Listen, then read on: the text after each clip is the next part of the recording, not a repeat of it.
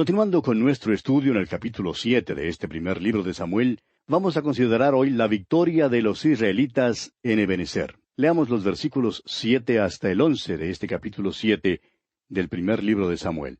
Cuando oyeron los filisteos que los hijos de Israel estaban reunidos en Mizpa, subieron los príncipes de los filisteos contra Israel, y al oír esto los hijos de Israel tuvieron temor de los filisteos. Entonces dijeron los hijos de Israel a Samuel: No ceses de clamar por nosotros a Jehová nuestro Dios, para que nos guarde de la mano de los filisteos. Y Samuel tomó un cordero de leche, y lo sacrificó entero en holocausto a Jehová. Y clamó Samuel a Jehová por Israel, y Jehová le oyó. Y aconteció que mientras Samuel sacrificaba el holocausto, los filisteos llegaron para pelear con los hijos de Israel. Mas Jehová tronó aquel día con gran estruendo sobre los filisteos, y los atemorizó, y fueron vencidos delante de Israel. Y saliendo los hijos de Israel de Mizpa, siguieron a los filisteos, hiriéndolos hasta abajo de Bet-car. Aquí Dios le dio la victoria a Israel, y es la primera victoria que ha ganado en mucho tiempo. Además, esta es una victoria de gran importancia estratégica para Israel. Antes de esta batalla, los israelitas habían caído en idolatría y eran muy rebeldes. Cuando empezaron a volverse a Dios, Samuel les exigió una confesión de sus pecados y una promesa de volverse a Dios. Ahora, cuando hicieron esto, el resultado fue una victoria completa sobre los filisteos. Leamos ahora el versículo 12. Tomó luego Samuel una piedra y la puso entre Mizpa y Sen, y le puso por nombre Ebenezer, diciendo: Hasta aquí nos ayudó Jehová. El nombre Ebenezer significa Hasta aquí nos ayudó Jehová. La piedra en este versículo era una piedra de ayuda, era también una piedra de memoria, miraba hacia atrás al pasado. Era también una piedra de reconocimiento, una piedra para el presente. Y por otra parte, era una piedra de revelación y una piedra para el futuro. Esta piedra se llamaba Dios nos ha ayudado. Nuestra costumbre es reflexionar sobre el pasado. Recuerde usted lo que el Señor habló por medio del apóstol Pablo en su carta a los Filipenses, allá en el capítulo 1 de esa carta, versículo 6. Estando persuadido de esto, que el que comenzó en vosotros la buena obra, la perfeccionará hasta el día de Jesucristo. Amigo oyente, ¿le ha traído Dios a usted hasta aquí? ¿Le está guiando hoy? ¿Le ha ayudado hasta aquí? Si Él le ha guiado y ayudado, entonces usted puede decir: Hasta aquí me ayudó Jehová. Y confiar sin lugar a dudas que Él continuará ayudándole. Alguien ha dicho que la memoria toca sobre el teclado del pasado y que uno puede recorrer sus pasos hacia el pasado. La memoria toca sobre el teclado del pasado y cuando lo toca estamos seguros de que podemos decir: Hasta aquí nos ayudó Jehová. Josué, por ejemplo, pudo decir allá en el capítulo 24 de su libro, versículo 15, Pero yo y mi casa serviremos a Jehová. David también pudo decir allá en el Salmo 107, versículos 1 y 2, Alabad a Jehová, porque Él es bueno, porque para siempre es su misericordia. Díganlo los redimidos de Jehová, los que ha redimido del poder del enemigo. Yo personalmente quiero decir que el Señor es bueno, amigo oyente. Él es quien nos ha ayudado y el que nos ayudará siempre. Hace tiempo un comerciante lo dijo de esta manera. ¿Sabe que el uso del tiempo puede ser semejante a la terminología bancaria? Ayer es un cheque ya cancelado. Mañana es una nota de crédito. Pero hoy es dinero en efectivo. Úselo sabiamente. Samuel, pues, levantó una piedra de reconocimiento. Amigo oyente, ¿reconoce usted a Dios en su vida? Eso es lo que quiso decir Samuel con esa piedra de Ebenezer. Esa piedra era además una piedra de revelación. No solamente significaba hasta aquí, sino también de aquí en adelante. El salmista David dijo: Jehová es mi pastor, nada me faltará. Él miró al futuro. Una vez alguien dijo: tengo interés en el futuro porque espero pasar el resto de mi vida allí, y quiero estar razonablemente seguro de cómo será. Jehová es mi pastor, dijo David, nada me faltará. Y el apóstol Pablo en su carta a los Romanos capítulo 8 versículo 28 dice: Y sabemos que a los que aman a Dios, todas las cosas les ayudan a bien, esto es, a los que conforme a su propósito son llamados. El doctor Torrey siempre decía que este versículo aquí en Romanos capítulo 8, versículo 28, era una almohada suave para el corazón cansado. Todos necesitamos una piedra de Ebenezer. Esperamos, amigo oyente, que usted tenga una en su vida. Leamos ahora los versículos 13 y 14 de este capítulo 7 del primer libro de Samuel. Así fueron sometidos los filisteos, y no volvieron más a entrar en el territorio de Israel. Y la mano de Jehová estuvo contra los filisteos todos los días de Samuel. Y fueron restituidas a los hijos de Israel las ciudades que los filisteos habían tomado a los israelitas desde Ecrón hasta Gat, e Israel libró su territorio de mano de los filisteos. Y hubo paz entre Israel y el amorreo. Creemos que se puede decir que desde entonces y en adelante, los filisteos nunca más fueron los enemigos tan dominantes ni formidables como lo eran antes de esta batalla. Esta era una batalla de suma importancia histórica, y por eso se erigió esta piedra en memoria de ella. Este monumento fue erigido a unos 2 kilómetros al noroeste de Jerusalén y a la vista de la ciudad. Leamos ahora los versículos 15 al 17, los últimos versículos de este capítulo 7 del primer libro de Samuel. Y juzgó Samuel a todo Israel el tiempo que vivió. Y todos los años iba y daba vuelta a Betel, a Gilgal y a Mizpa, y juzgaba a Israel en todos estos lugares. Después volvía a Ramá, porque allí estaba su casa, y allí juzgaba a Israel, y edificó allí un altar a Jehová. Esta es la historia. Samuel es ahora profeta y juez de Israel. Podríamos decir que era un juez viajero, pues él iba de Betel hasta Gilgal y a Mizpa y así sucesivamente. Estos lugares mencionados se encuentran en la región al norte de Jerusalén. Y así, amigo oyente, concluimos nuestro estudio del capítulo 7 del primer libro de Samuel. Y llegamos ahora al capítulo 8. En este capítulo 8 veremos que debido a la administración corrupta de los hijos de Samuel, los israelitas ahora piden un rey. Comencemos pues considerando el rechazo de Israel hacia Dios y su demanda por un rey. Samuel era un gran juez y un hombre de Dios. Se crió en el tabernáculo donde vio la mala conducta de los hijos de Elí y cómo Dios los juzgó. Sin embargo, fíjese usted en lo que hace Samuel. Leamos el primer versículo de este capítulo 8 del primer libro de Samuel. Aconteció que habiendo Samuel envejecido, puso a sus hijos por jueces sobre Israel. Samuel nombró a sus hijos como jueces para sucederle a él, a pesar de que eran indignos e incompetentes para el oficio. Esta fue una gran equivocación de Samuel.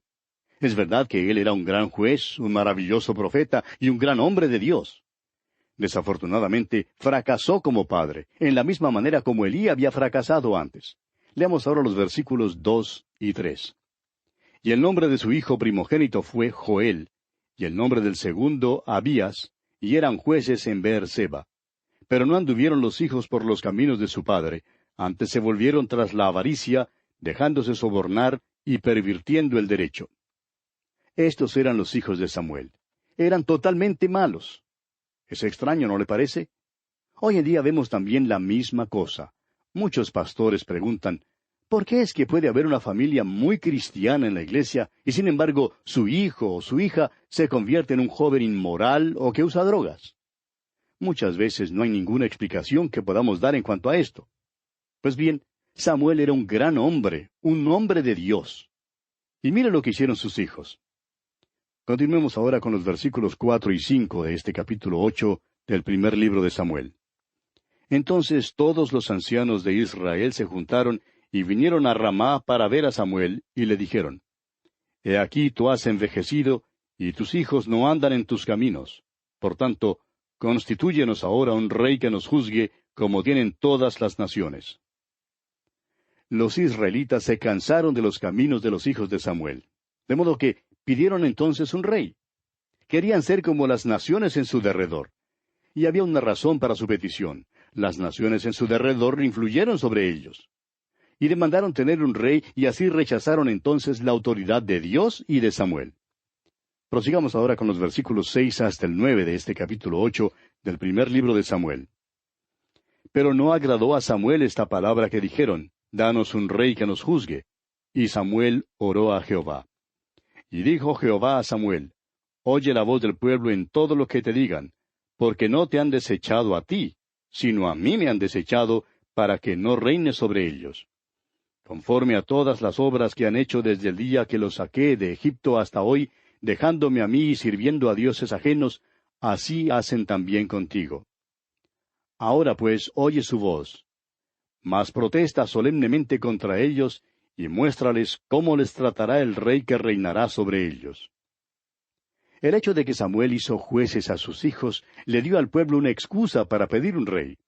Pero Dios le dice a Samuel que Israel en verdad no le está desechando a él, sino a Dios mismo como su rey. Entonces Samuel amonesta a Israel acerca de cómo será el tener un rey. Avancemos con los versículos 10 hasta el 18. Y refirió Samuel todas las palabras de Jehová al pueblo que le había pedido rey. Dijo pues, Así hará el rey que reinará sobre vosotros. Tomará vuestros hijos y los pondrá en sus carros y en su gente de a caballo, para que corran delante de su carro. Y nombrará para sí jefes de miles y jefes de cincuentenas, los pondrá asimismo a que aren sus campos y sieguen sus mieses, y a que hagan sus armas de guerra y los pertrechos de sus carros. Tomará también a vuestras hijas para que sean perfumadoras, cocineras y amasadoras. Asimismo tomará lo mejor de vuestras tierras, de vuestras viñas y de vuestros olivares, y los dará a sus siervos. Diezmará vuestro grano y vuestras viñas, para dar a sus oficiales y a sus siervos. Tomará vuestros siervos y vuestras siervas, vuestros mejores jóvenes y vuestros asnos, y con ellos hará sus obras. Diezmará también vuestros rebaños, y seréis sus siervos. Y clamaréis aquel día a causa de vuestro rey que os habréis elegido, mas Jehová no os responderá en aquel día. Samuel les dijo que un rey reinaría sobre ellos, pero que tomaría a sus hijos para que sirvieran de soldados, tomaría a sus hijas para que sirvieran de cocineras y a sus siervos, y que tomaría parte de sus campos, sus viñas, sus olivares y sus animales para él mismo. Les dijo que eventualmente clamarían aquel día, pero que el Señor no les respondería. Y veamos lo que hace el pueblo aquí en los versículos 19 al 22. Pero el pueblo no quiso oír la voz de Samuel y dijo, No, sino que habrá rey sobre nosotros. Y nosotros seremos también como todas las naciones, y nuestro rey nos gobernará, y saldrá delante de nosotros, y hará nuestras guerras. Y oyó Samuel todas las palabras del pueblo, y las refirió en oídos de Jehová. Y Jehová dijo a Samuel, Oye su voz, y pon rey sobre ellos. Entonces dijo Samuel a los varones de Israel, Idos cada uno a vuestra ciudad. Los hijos de Israel cumplirán su deseo. Dios les dará un rey. Lo que era cierto en los tiempos de Moisés, todavía era cierto en aquel entonces. Leemos allá en el Salmo 106, versículos 13 al 15, Bien pronto olvidaron sus obras, no esperaron su consejo. Se entregaron a un deseo desordenado en el desierto y tentaron a Dios en la soledad. Y Él les dio lo que pidieron, mas envió mortandad sobre ellos. Amigo oyente, Dios les dio un rey a los israelitas, pero envió mortandad sobre ellos. Y así concluimos nuestro estudio de este capítulo 8 del primer libro de Samuel.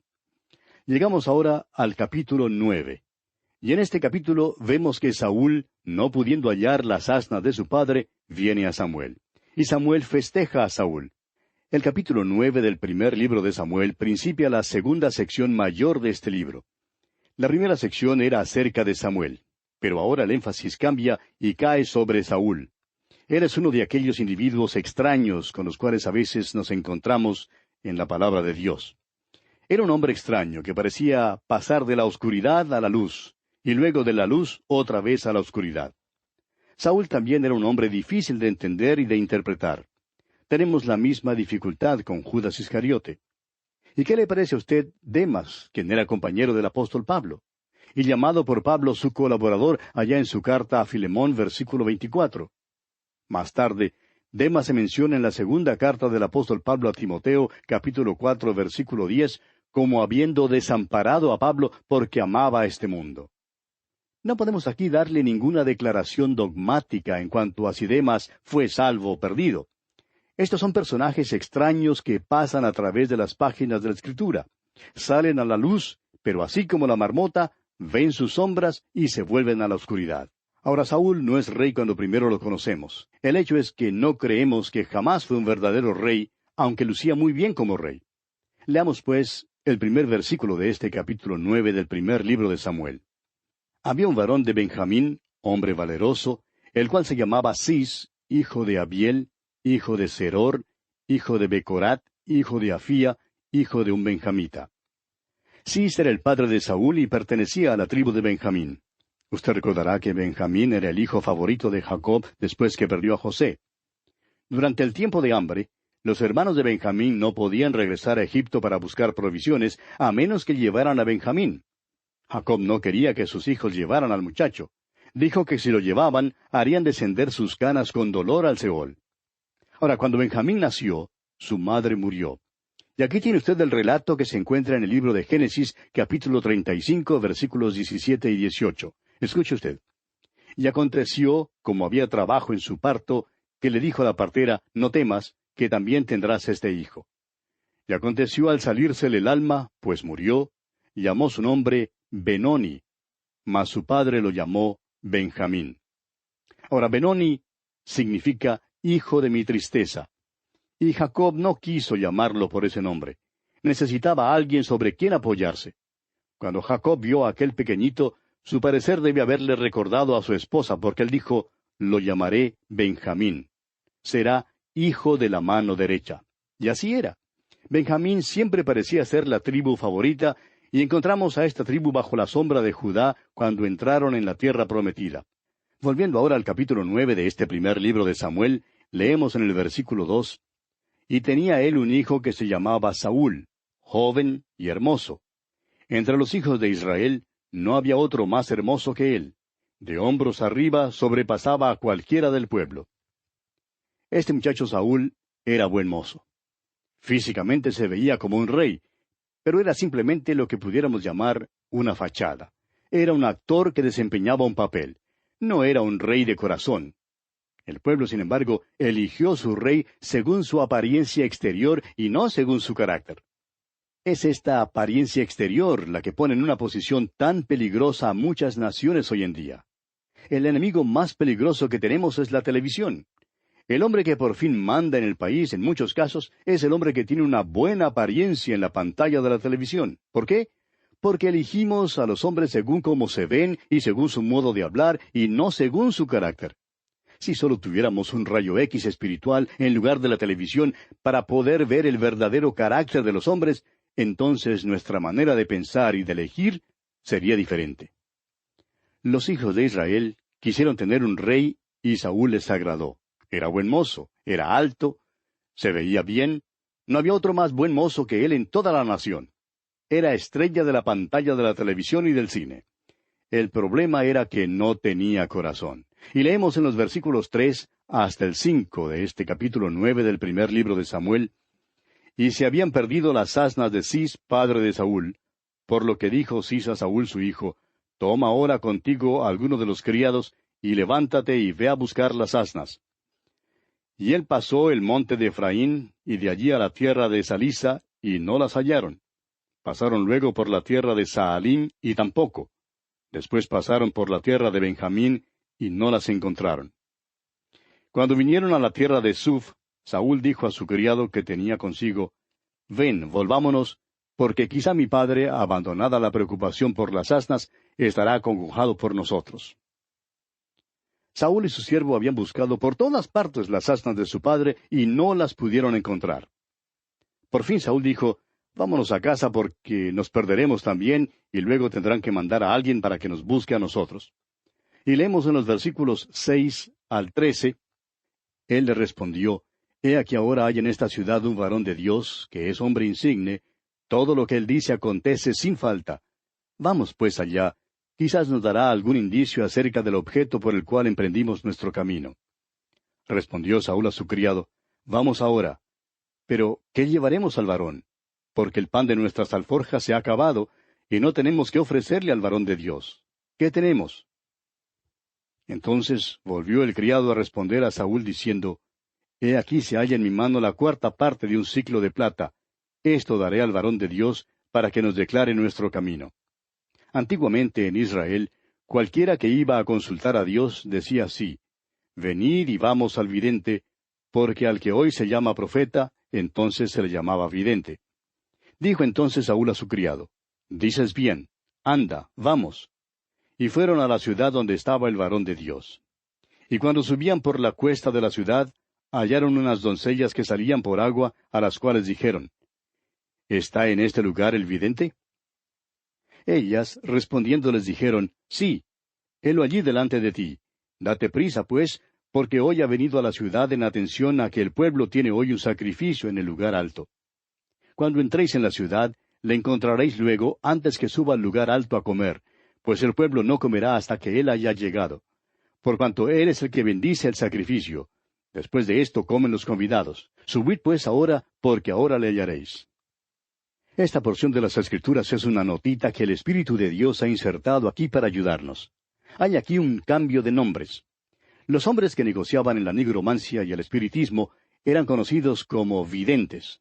Y Dios quería tener un nombre diferente para el hombre que él escogiera a su servicio, y por tanto es llamado profeta. Este en verdad hace que Samuel sea el primero de los profetas. Aunque a Moisés lo llamaban profeta, Samuel es en realidad el primero de la orden de profetas. Leamos ahora los versículos 14 y 15 de este capítulo 9 del primer libro de Samuel. Ellos entonces subieron a la ciudad, y cuando estuvieron en medio de ella, he aquí Samuel venía hacia ellos para subir al lugar alto. Y un día antes que Saúl viniese, Jehová había revelado al oído de Samuel diciendo: Ahora lo que yo oigo al oído y comprendo son palabras. Eso es lo único que tiene sentido. Y lo que Samuel oyó fueron palabras. Lamentablemente, amigo oyente, nuestro tiempo ha concluido ya, y tenemos que detenernos aquí, pero continuaremos Dios mediante en nuestro próximo programa y contamos con su siempre fiel sintonía. Hasta entonces, pues, que el Señor le bendiga ricamente.